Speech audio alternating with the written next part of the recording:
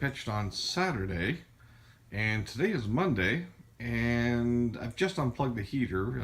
It was up to 85, and there is no action whatsoever in this mash that I can see. There are no bubbles coming through down here, so there's no CO2. And it's possible that I don't have this sealed correctly, but I don't think that's my issue. So when I look into here, there's nothing. There's no head. There's nothing. This is a completely stalled mash. And it smells great, but I don't understand why it's stalled. You've seen everything I've done, and I've asked a few other people to watch it, and even the fellow who originated this recipe, I had him check it out, and yeah, there should be a huge head on this. It should be just going like crazy. So, I think it's time. I've given it enough time. I've checked everything over. I've already checked the pH, and I've checked the specific gravity and the temperature. So, I've checked everything I could, and everything is well within where it needs to be. And when you saw on the part 2, when I actually did up the yeast when I started it, it was actually doing very well. It just went right up the top. So I'm not quite sure. That's the confusing part. I'm thinking maybe the yeast was bad, although its date was for another couple more years anyways. But I'm thinking that it could have been bad, but I just don't understand how it worked so well in the starter, and you saw it rising as I was videoing. But once it got into here, it just went dead. So not quite sure. Anyways, I would have loved to have had that yeast.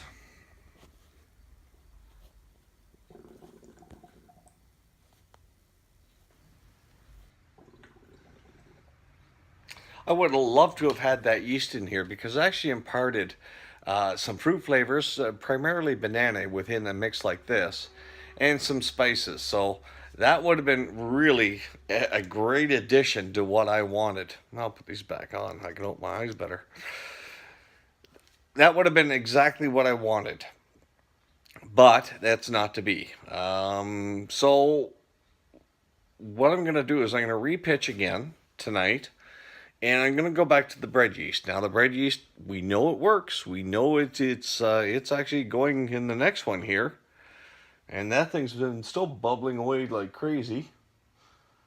You've probably heard it a couple of times during this. So it's been interesting. I've talked to a lot of people about this.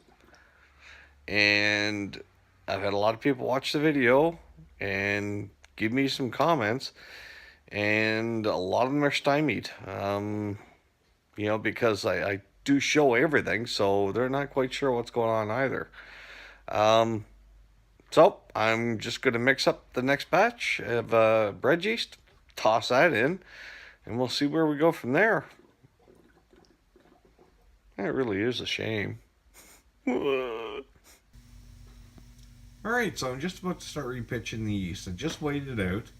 And I typically go by, when I'm using bread yeast, I go by the 1 gram per liter of wash.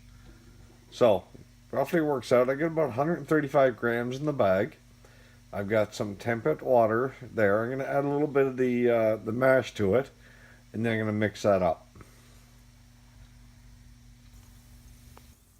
Alright, so I just rinsed my spoon out inside this. And let's see if I can do it again.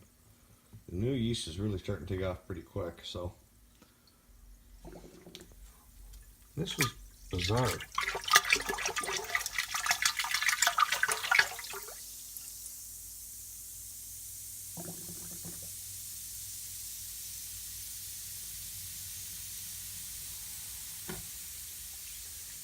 That's almost like, sounds like it's carbonated. Okay, I have to add the rest of my yeast. It is going over the top.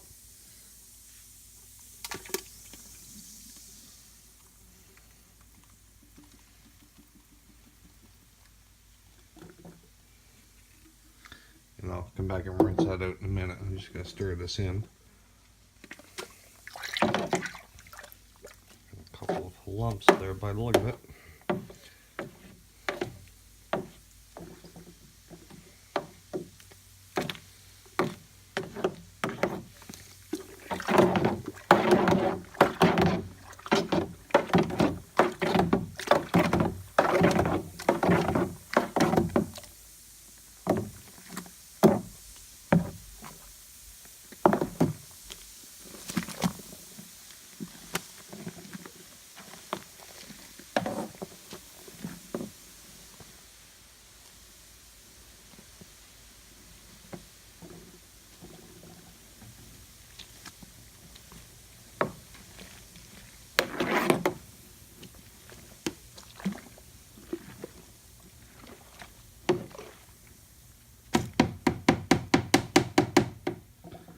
Alright, so I'm just going to add a little bit more to this so I can rinse out the rest of this. Alright, and here's the last of the yeast I'm adding to it. Make sure I get everything. Yeah, I don't think I mixed this up quite well enough when I pitched it. I shouldn't be seeing clumps like that. It should have been a lot more. But that's alright. I think it'll blend in. It'll get its way down there.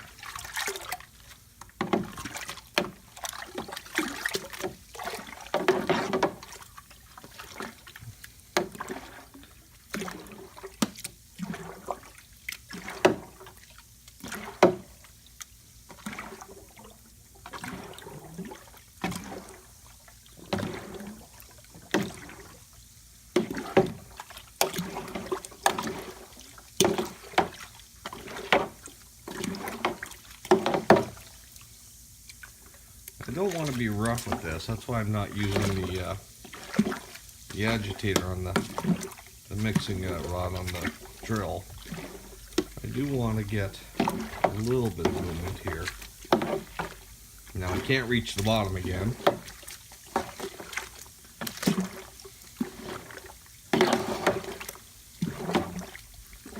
So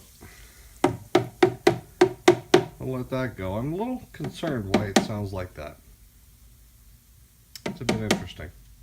So I'll throw the heater back in and get it all plugged back in. It's still pretty warm, so we'll seal her up and see if we get any bubbles.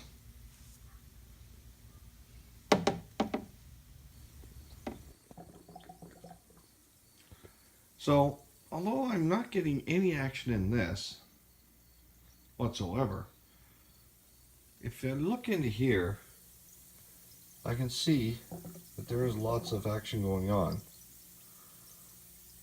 But I'm a little surprised. I actually expected a head on this, and I expected to see a little more. And I just checked specific gravity, and it's at 1.060, so it is going down, albeit a lot slower than I expected. So, you know, I wouldn't recommend anyone doing this, but I did decide to do just a quick check. And you can see there's lots of CO2 coming off.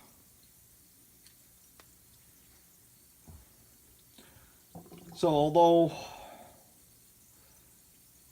I didn't expect what I'm seeing, it is converting. The yeast is active.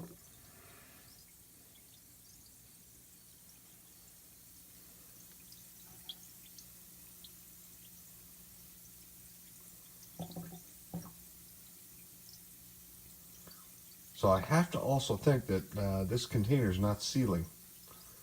So I'm going to have to look into that a little better too, find out why I don't have a proper seal on this. Seems a little strange. But this is the first use for this fermenter, so maybe I'll pick a new seal up for it today for the lid and go from there. So here we go, and now as you can see, I've got a heater just under the blanket, and I'm only going to use that just to bring it up to temperature, and then I'll let it cool down. I'll just keep it wrapped. I don't trust that heater running constantly. I'm not prepared for a wood shed for this to keep the temperature proper. But I do have a couple of heating wires for the outside of this bin on order. And my luck with aquarium heaters, there it is there, continues. This one shorted out.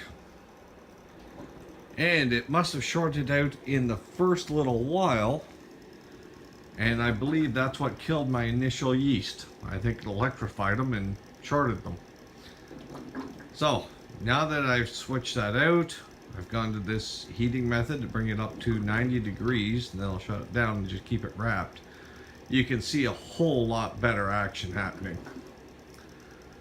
So, the aquarium heaters, a lot of guys swear by them. I've had nothing but grief so far with them.